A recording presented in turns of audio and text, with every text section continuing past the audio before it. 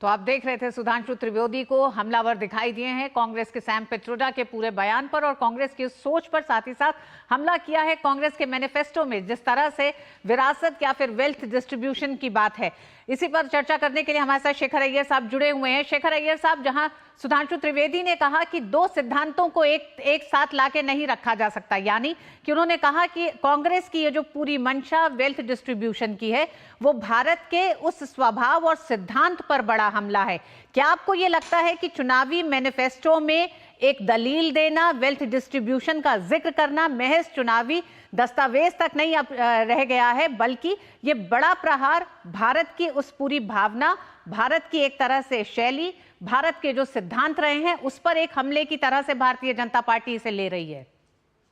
बिल्कुल, देखिए, एक बड़ा मुद्दा बन गया है, लोगों को सोचने का समय भी आ गया है, क्योंकि जितनी बातें कांग्रेस की मैनिफेस्टो में कही गई है उसके पीछे राहुल जी की सोच है। और राहुल जी की सोच क्या है उनकी, क्योंकि हैदराबाद में भी उस मैनिफेस्टो की वहां पे बात हो रही थी, उस सिलसिले में उन्होंने बात रखी। यानी कई बातें जो मैनिफेस्टो में नहीं है लेकिन राहुल जी के सोच में है। आखिर में कांग्रेस की नीति राहुल जी की सोच पर ही निर्भर है, और राहुल जी की सोच क्या है वो सैम पित्रोदा जैसे व्यक्ति बहुत उसको इन्फ्लुएंस करते हैं। इसका मतलब कहीं ना कहीं जो चीजें जो मैनिफेस्टो में आज स्पष्ट नहीं है, लेकिन जो राहुल जी के बयानों में, प्रियंका के बयानों में जो बातें सामने आती है, इससे बड़ा स्पष्ट है कुछ ना कुछ आइडिया, जो आइडिया आप सैम पित्रोदा एक प्रकार से खुलासा कर रहे हैं, इसको लेकर देश में कई जगह पे एक चिंता शुरू हुई है। ये आखिर में है क्या? और ये भी मैं बताना चाहता हूं, अमेरिका में जो इनहेरिटेंस टैक्स की बात हो रही है, ये हर सारे पूरा अमेरिका में नहीं है, ये कुछ राज्यों में है, लेकिन उसमें भी अमेरिका एकमात्र राज्य, एकमात्र राष्ट्र है जहां पे आप विल लिविंग होते हुए भी विल बना सकते हैं, उस हिसाब से बांट सकते हैं, नंबर वन। नंबर दो, कई राज्यों में अगर आप ट्रस्ट बना देंगे, अमेरिका के राज्यों में मतलब स्टेट्स में, तो उसको आप ये कर सकते हैं, मतलब पूरा देने की जरूरत नहीं है। लेकिन ये 55% सरकार ले लेगी और केवल 45% आप अपने बच्चों को दे पाएंगे। ये बात को लेकर मुझे लगता है कि वोटर के अंदर और देश में इसको लेकर बहुत चिंता होगी ऐसी, क्योंकि यहाँ पे जो पीढ़ियां, जैसे अभी बताया गया था, देखिए बहुत मेहनत करके, सेविंग्स करके वो संपत्ति एकजुट होते, वो भी कई पीढ़ी लग जाते हैं उतने बनाने में ही। तो ऐसी बातें कर कर भाई सरकार ले जाएगी, मतलब ये रीडिस्ट्रीब्यूट होगी, इसीलिए एक फाइनेंशियल सर्वे किया जाएगा, ये सारे बातों को लेकर वोटर के अंदर एक आशंका बिल्कुल पैदा हुई है।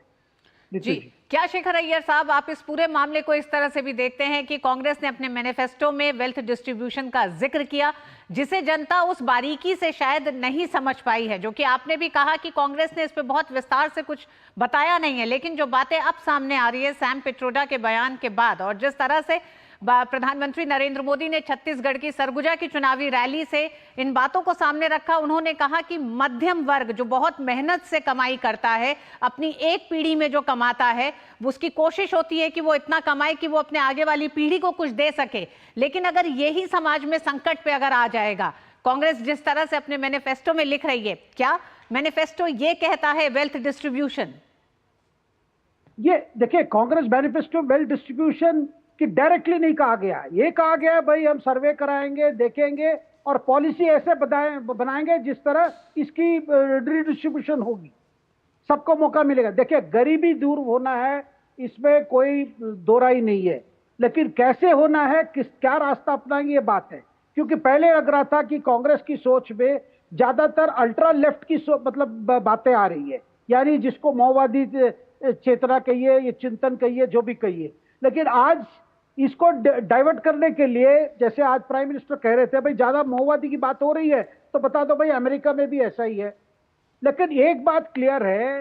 तो कांग्रेस की जो बार बार कांग्रेस की तरफ से जो कही जा रही है, एक तो हम जाति के रूप में जनगणना करेंगे, कास्ट बेस्ड सर्वे करेंगे, साथ में फाइनेंशियल सर्वे भी करेंगे, किसके पास कितनी संपत्ति है, तो उस हिसाब से फिर जाके पॉलिसी बनेगी। उस पॉलिसी के हिसाब से हम फिर ये करेंगे, डिस्ट्रीब्यूट करेंगे। तो कैसे डिस्ट्रीब्यूट करेंगे, किसी से लेकर करेंगे, वो क्या हमारी कॉन्स्टिट्यूशन अलाउ करती है? क्या राइट टू प्रॉपर्टी एक राइट है कि नहीं है? देखिए, इसमें बहुत चीजें विवाद है। केवल ये बातें कहकर चुनाव देखिए, मूल बात क्या है, कांग्रेस की जो अप्रोच रही है, 3-4 जो वर्ग है उनको टारगेट करके कैसे उनके वोट पर कैसे हम जीत सकते हैं, ये सोच को लेकर उन्होंने इस तरह की रणनीति बनी ही है कि भाई ये हम कर देंगे, ये कर देंगे, कह देना है, और बाद में जाके अगर इसी तरह हम गरीबी हटाएंगे करके एक बता दो तो ताकि वोटर्स ये हो जाएंगे। लेकिन प्रैक्टिकलिटी क्या है, विश्व में कहीं भी ऋतु जी इस तरह की फॉर्मूला अप्लाई नहीं हुआ है कि आप पूरा वेल्थ मतलब किसी से ले लो और किसी को बांट दो। केवल हम अपने वेल्थ को बांट सकते हैं जी,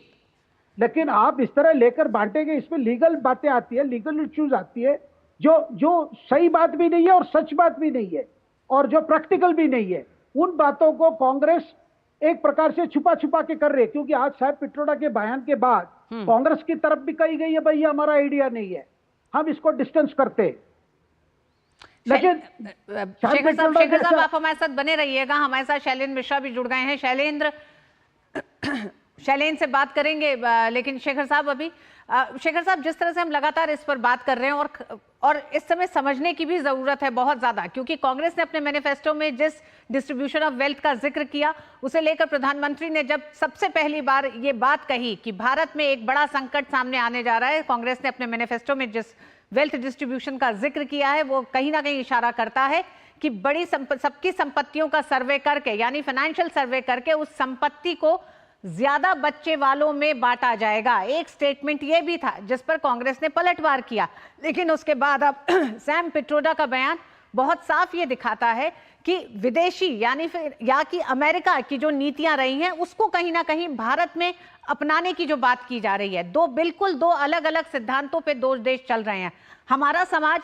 अमेरिका का जिस तरह से समाज चलता है शायद वैसा नहीं है। हमारे समाज की अपनी वैल्यूज और अपना जो स्वभाव है बहुत अलग है। हमारे समाज में पीढ़ियों दर पीढ़ियों जिस तरह से उस संपत्ति को रखा जाता है, उस संपत्ति को बांटा जाता है और उसको बड़ी मेहनत से कमा के इस्तेमाल करने के लिए, अगर मध्यम वर्ग को ये आशंका हो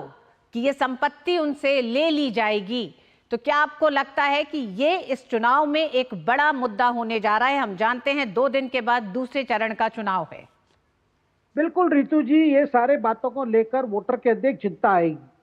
क्योंकि सैम पिट्रोडा ये भी कह रहे हैं टैक्स भी बढ़ाना है, और टैक्स बढ़ाना है मतलब जो टैक्स अभी दे रहे हैं उन्हीं पर बढ़ेगा, जो अभी टैक्स नहीं दे रहे हैं उन पर तो नहीं बढ़ेगा। तो सवाल आता है क्या गरीबी ऐसी दूर हो सकेगी इस तरह टैक्स बढ़ा के, किसी से संपत्ति छीन के, या